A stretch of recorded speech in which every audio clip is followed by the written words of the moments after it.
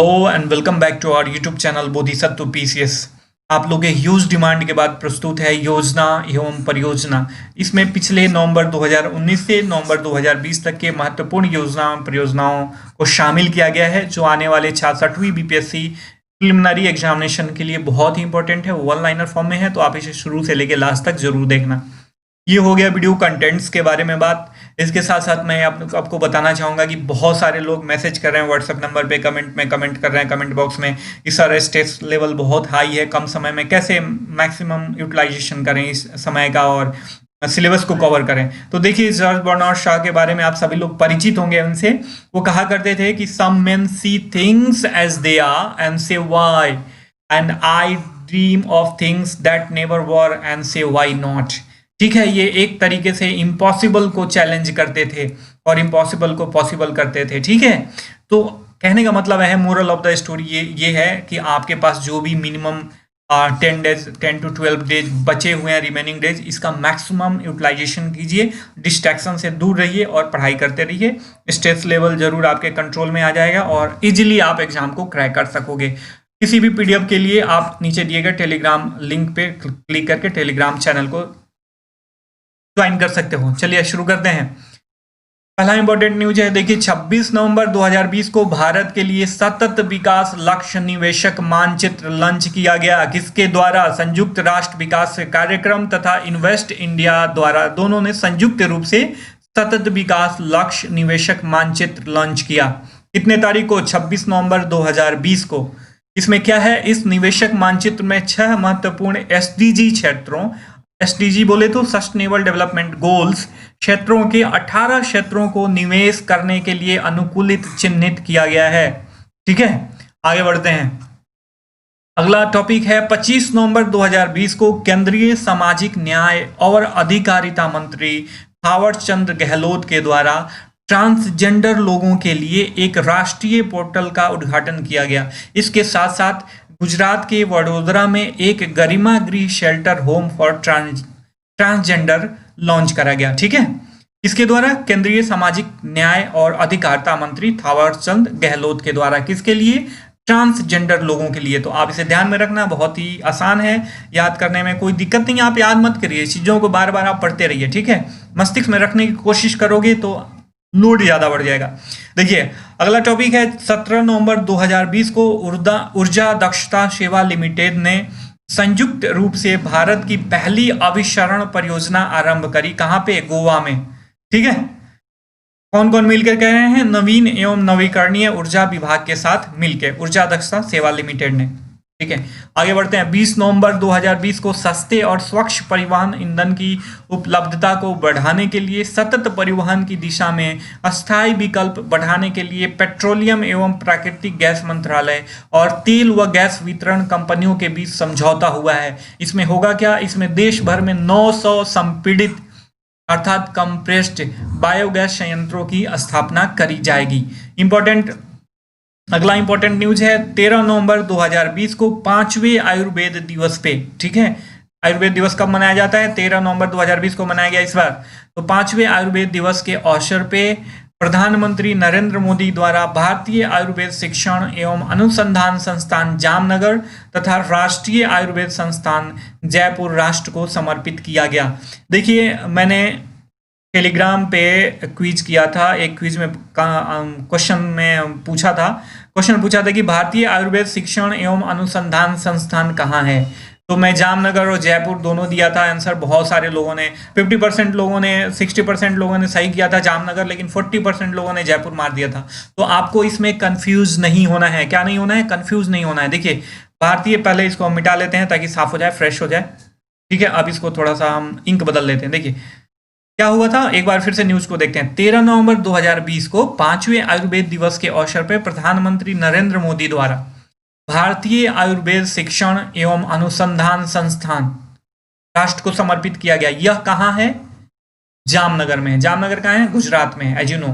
ठीक है, लेकिन वहीं राष्ट्रीय आयुर्वेद संस्थान कहाँ है? जयपुर में है। ठीक है, इन दोनों संस्थाओं को 13 नवंबर 2020 को प्रधानमंत्री के द्वारा 5वें आयुर्वेद दिवस के अवसर पे राष्ट्र को समर्पित करा गया। ठीक है, आई होप कि आपको चीजें समझ में आ गई होंगी।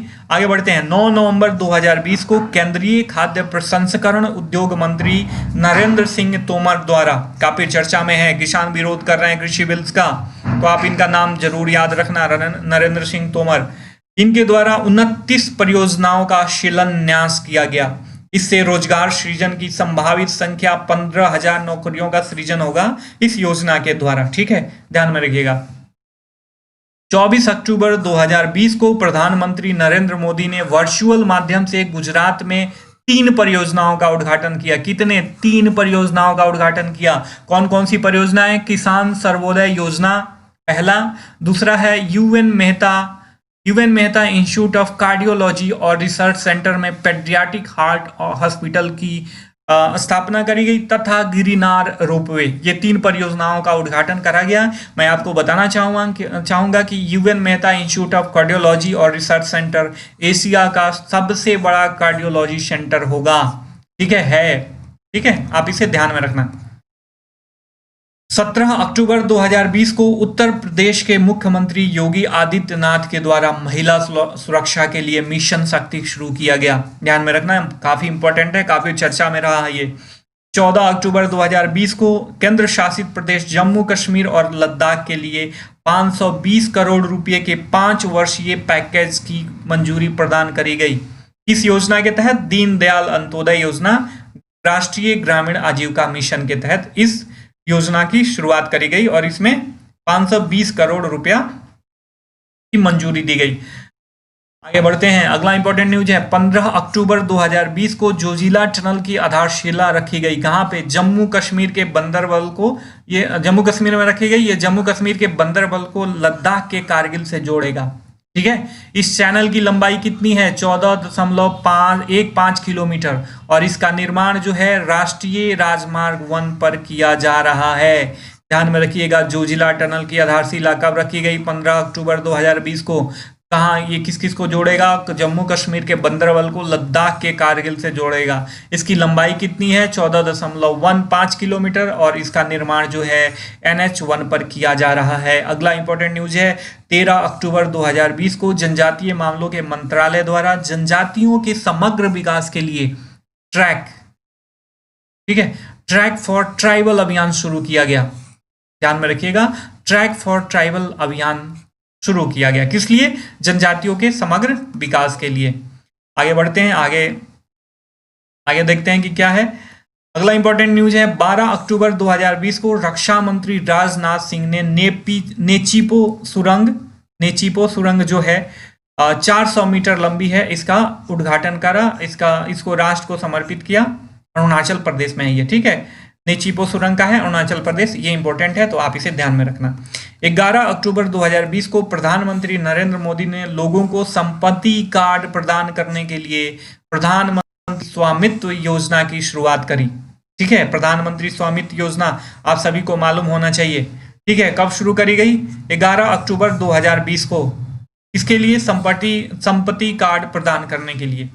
अगला इंपॉर्टेंट न्यूज है 9 अक्टूबर 2020 तक प्रत्येक ग्रामीण घर में नल कनेक्शन उपलब्ध कराकर देश का पहला हर घर जल राज्य बनने का गौरव कौन सा राज्य प्राप्त किया है? गोवा। ध्यान में रखिएगा, क्वेश्चन यहां से इस प्रकार से अराइज हो सकता है कि देश का पहला हर घर जल राज्य बनने का गौरव किस राज्य को प्राप्त हुआ है? तो गोवा को प्राप्त हुआ है। ठीक है, ध्यान में रखिएगा, काफी इंपॉर्टेंट न्यूज है, काफी चर्चा में है हर घर नल योजना, तो आप इसे ध्यान में रखना। 3 अक्टूबर 2020 को प्रधानमंत्री नरेंद्र मोदी ने राष्ट्र को अटल टनल समर्पित किया। यह टनल कहाँ है? हिमाचल प्रदेश के 2 स्थलों मनाली जो कि कुल्लू घाटी में है को लाहौल स्पीति से जोड़ती है। 10,000 फीट की ऊंचाई पे देखा जाए तो इस 10,000 फीट से अधिक ऊंचाई पर यह दुनिया की सबसे लंबी टनल है। ठीक है, ध्यान में रखना इसको। इसकी लंबाई 9.02 किलोमीटर है और यह रोहतांग दर्रा से होके गुजरेगी। ठीक है, अगला इंपॉर्टेंट न्यूज है, देखिए Ambedkar social innovation and incubation mission. बहुत सारे लोगों ने गलतियां करी थी। देखिए काफी इंपॉर्टेंट न्यूज है, आप इसे ध्यान में रखना। क्यूजेस जो चलती रहती हैं टेलीग्राम पे, इसमें काफी लोग सही आंसर देते हैं, काफी लोग गलत आंसर देते हैं। गलत का परसेंटेज ज्यादा था इस क्वेश्चन में। तो देखिए, Ambedkar social innovation and incubation mission जो अनुसूचित जाति के छात्रों में नवाचार एवं उद्यम को बढ़ावा देने के लिए है, इसका उद्घाटन जो है 13 सितंबर 2020 को, 13 सितंबर है, दिसंबर नहीं है, ठीक है, सॉरी, 30 सितंबर 2020 को सामाजिक न्याय एवं अधिकारिता मंत्री थावर चंद गहलोत के द्वारा किया गया। ठीक है, एक बार फिर से आपको मैं बताना चाहूंगा कि Ambedkar social innovation and incubation mission अर्थात आसीन जो अनुसूचित जाति के छात्रों में नवाचार तथा उद्यम को बढ़ावा देने के लिए है, 30 सितंबर 2020 को सामाजिक न्याय एवं अधिकारिता मंत्री थावर चंद गहलोत के द्वारा शुरू किया गया। ठीक है, अगला इंपॉर्टेंट न्यूज है, भारत में समय का उपयोग सर्वेक्षण किसके द्वारा जारी किया गया?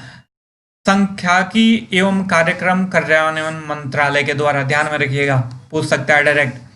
अगला टॉपिक है जलवायु स्मार्ट शहर आकलन ढांचा 2.0। जलवायु स्मार्ट शहर आकलन ढांचा 2.0 अर्थात CSCF का उद्देश्य जो है शहरों में निवेश योजनाओं में आने वाली जलवायु चुनौतियों से निपटना है और इसका शुभारंभ 11 सितंबर 2020 को केंद्रीय आवास एवं शहरी कार्य मंत्रालय के द्वारा किया गया। कभी कभी देखिए ये होता है सीधे सीधे ना पूछ के कि इस योजना का क्या उद्देश्य है, पूछता है, बहुत सारे क्वेश्चन पूछ देता है कि किस मंत्रालय का ये इनिशिएटिव है, किस मंत्रालय की ये योजना है, तो आप इसे ध्यान में रखना। ठीक है,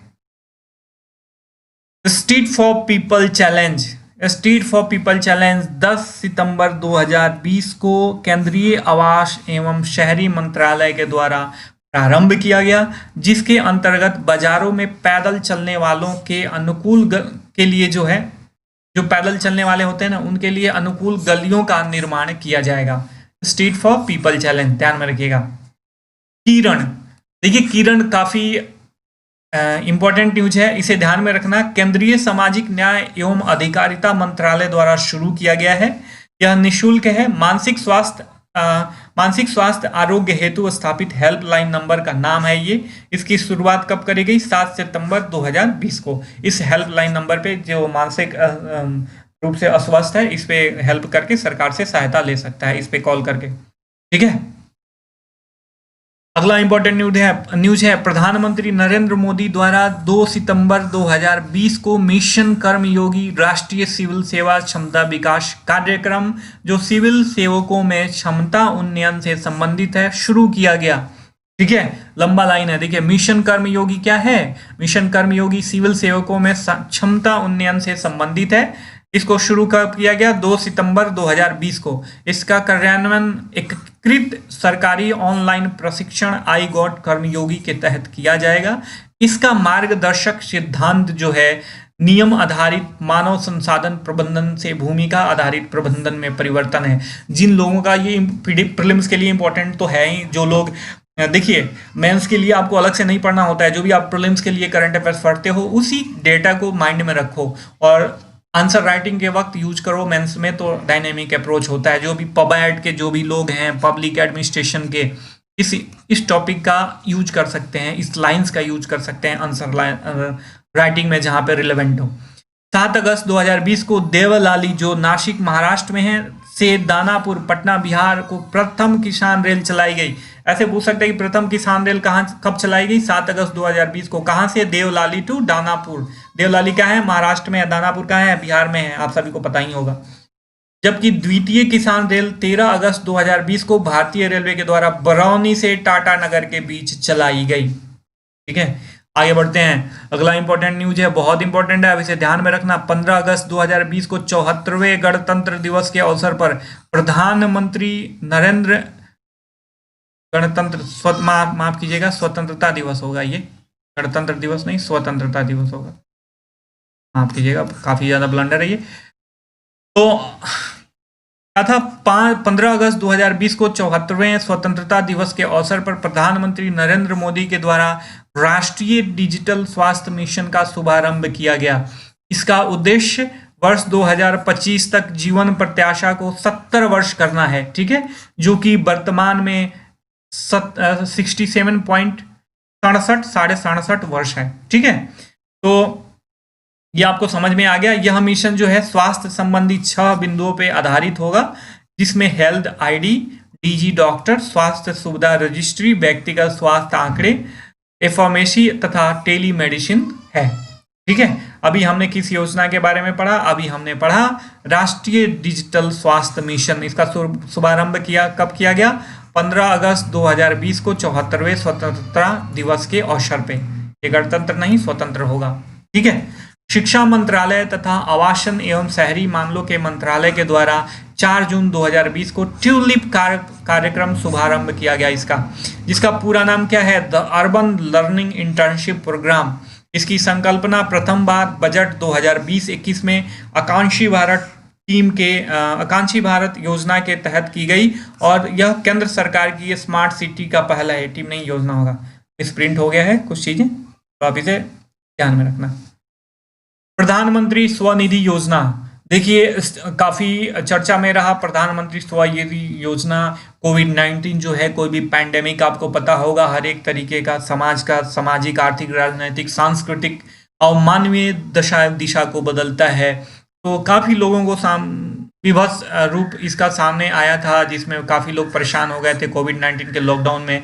इसमें स्ट्रीट वेंडर्स भी एक थे। स्ट्रीट वेंडर्स जो भी विक्रेता थे, रेहड़ी वाले, की आजीविका हेतु इसकी घोषणा जो है 1 जून 2020 को की गई और इसका कार्यकाल जो है मार्च 2022 तक होगा। इसमें होगा क्या कि इसमें 10,000 रुपये तक पूंजीगत ऋण जो है अपने व्यवसाय को दोबारा आरंभ करने के लिए पथ विक्रेताओं को दिया जाएगा, अर्थात जो लोग भी रेहड़ी लगा के स्ट्रीट वेंडर्स हैं उनको दिया जाएगा। ठीक है, और यह कार्यक्रम जो है केंद्रीय आवास एवं शहरी कार्य मंत्रालय के द्वारा किया जाएगा तथा इसका कार्यान्वयन एजेंसी भारतीय लघु उद्योग विकास बैंक अर्थात सिडबी है। ठीक है, आगे बढ़ते हैं। अगला इंपॉर्टेंट न्यूज है 20 मई 2020 तक आयुष्मान भारत प्रधानमंत्री जन आरोग्य योजना के अंतर्गत 1 करोड़ उपचार प्रदान किया गया। तो ऐसे क्वेश्चन पूछा जा सकता है कि 1 करोड़वां उपचार आयुष्मान भारत प्रधानमंत्री जन आरोग्य योजना के तहत कब हुआ? तो 20 मई 2020 को। अगला इंपॉर्टेंट न्यूज है प्रधानमंत्री मत्स्य संपदा योजना के बारे में, काफी इंपॉर्टेंट है, ध्यान दीजिएगा शुरू से लेकर लास्ट तक। 20 मई 2020 को माफ कीजिएगा, 20 मई 2020 को प्रधानमंत्री मत्स्य संपदा योजना शुरू करा गया। केंद्रीय मंत्रिमंडल के द्वारा इसकी स्वीकृति मिल गई। यह नीली क्रांति के अंतर्गत ये होगा, जो भी योजना है ये नीली क्रांति के अंतर्गत संपादित होगा। इसकी क्रियान्वयन अवधि 5 वर्ष है। कब? 2020-21 से 2024-25 तक है। इसका बजट 50 करोड़ रुपए है। इसके अंतर्गत उच्च प्रजाति की मछलियों के प्रोत्साहन के लिए राष्ट्रीय ब्रूड बैंक नेटवर्क स्थापित करा जाएगा। ठीक है, इसका लक्ष्य है 2018-19 के जो हम अभी 137.5 लाख मीट्रिक टन उत्पादन करते हैं, इसको 2024-25 तक 220 लाख मीट्रिक टन करना है। एमटी बोले तो मीट्रिक टन, ध्यान में रखिएगा। ठीक है, इसके अंतर्गत औसत वार्षिक वृद्धि दर जो है 9% लक्षित है। कृषि जीवीए अर्थात ग्रॉस वैल्यू एडिशन में मत्स्य क्षेत्र का योगदान 2018-19 में 7.28% रहा। इस योजना के अंतर्गत 2024-25 तक मत्स्य उत्पादकता वर्तमान में 3 टन प्रति हेक्टेयर से बढ़ाकर 5 टन प्रति हेक्टेयर करना है तथा प्रति व्यक्ति उपभोग जो है 5.6 किलोग्राम प्रति व्यक्ति से बढ़ाकर 12 किलोग्राम प्रति व्यक्ति करना है। वहीं यदि निर्यात की बात करी जाए तो विश्व में मत्स्य निर्यातक राष्ट्र में भारत का स्थान चौथा है और 2.5 करोड़ से अधिक मत्स्य किसानों व मछुआरों को इसके द्वारा रोजगार मिलता है। अगला महत्वपूर्ण न्यूज है, देखिए प्रधानमंत्री गरीब कल्याण योजना के बारे में। ठीक है, काफी इंपॉर्टेंट है, चर्चा में रहा लॉकडाउन के दौरान। इसके तहत 1.7 लाख करोड़ रुपए की घोषणा करी गई है राहत पैकेज की। ठीक है, राहत पैकेज घोषणा है ये 1.7 लाख करोड़। इसके अंतर्गत 80 करोड़ लोगों को कवर किया जाएगा, अर्थात 2/3 हिस्से को जनसंख्या की कवर किया जाएगा। इस योजना के तहत जो है मनरेगा मजदूरी 1 अप्रैल 2020 से 202 रुपया प्रतिदिन कर दिया गया है। ध्यान में रखिएगा, मनरेगा की मजदूरी अब कितनी है? 202 रुपया प्रतिदिन। जुलाई से नवंबर 2020 तक 5 महीने की अवधि के दौरान इस योजना के तहत 5 किलोग्राम गेहूं और चावल तथा इसके साथ 1 किलोग्राम चना मुफ्त में दिया गया। ठीक है, प्रधानमंत्री किसान संपदा योजना, अगला इंपॉर्टेंट न्यूज है। प्रधानमंत्री किसान संपदा योजना PMKSY का संचालन केंद्रीय खाद्य प्रसंस्करण उद्योग मंत्रालय के अंतर्गत किया जाएगा। इस योजना के अंतर्गत cold chain, mega food park, कृषि प्रसंस्करण संकुल, खाद्य प्रसंस्करण एवं परिरक्षण क्षमताओं का सृजन किया जाएगा। इसकी कार्य अवधि 2016 से 2020 निर्धारित की गई है। अगला दो इंपॉर्टेंट न्यूज है। कोविड-19 के दौरान सरकारी अस्पतालों और स्वास्थ्य केंद्रों में कार्यरत 22 लाख स्वास्थ्य कर्मियों के लिए 50 लाख प्रति स्वास्थ्य कर्मी बीमा योजना शुरू किया गया है। पधावन जो कि महाराष्ट्र में है, यह भारत का 13वां प्रमुख बंदरगाह होगा। 5 फरवरी 2020 को केंद्रीय मंत्रिमंडल के द्वारा सैद्धांतिक मंजूरी मिल गई है। माफ कीजिएगा, ये मंजूरी होगा, ठीक है। और इस यह बंदरगाह जो है लैंड लॉर्ड मॉडल पे आधारित है और भारत का सबसे बड़ा बंदरगाह, जब यदि बात करें तो बंदरगाह सबसे बड़ा कंटेनर बंदरगाह जो है जवाहरलाल नेहरू पतन्यास है और विश्व में इसका कौन सा स्थान है? 28वां। तो ये थे पूरे एक साल की योजना एवं परियोजनाओं का संकलन वन लाइनर फॉर्म में। एग्जाम्स के लिए काफ़ी इंपॉर्टेंट है, आप इसे जरूर याद रखना, एक बार दो बार जरूर देखना और वीडियो देखने के बाद PDF अवेलेबल करा दूंगा नीचे दिए गए टेलीग्राम ग्रुप में। आप वहां से PDF भी डाउनलोड करके इसे बार बार रिवाइज कर सकते हो। आई होप कि आपको मेरे द्वारा बताई गई चीज़ें समझ में आई होंगी। किसी भी प्रकार के सजेशन के लिए आप नीचे कमेंट बॉक्स में कमेंट कर सकते हैं। आप अपना ध्यान रखिए, पढ़ाई कीजिए। हम फिर मिलेंगे किसी नए टॉपिक के साथ, तब तक के लिए साइनिंग ऑफ, टेक केयर, जय हिंद, जय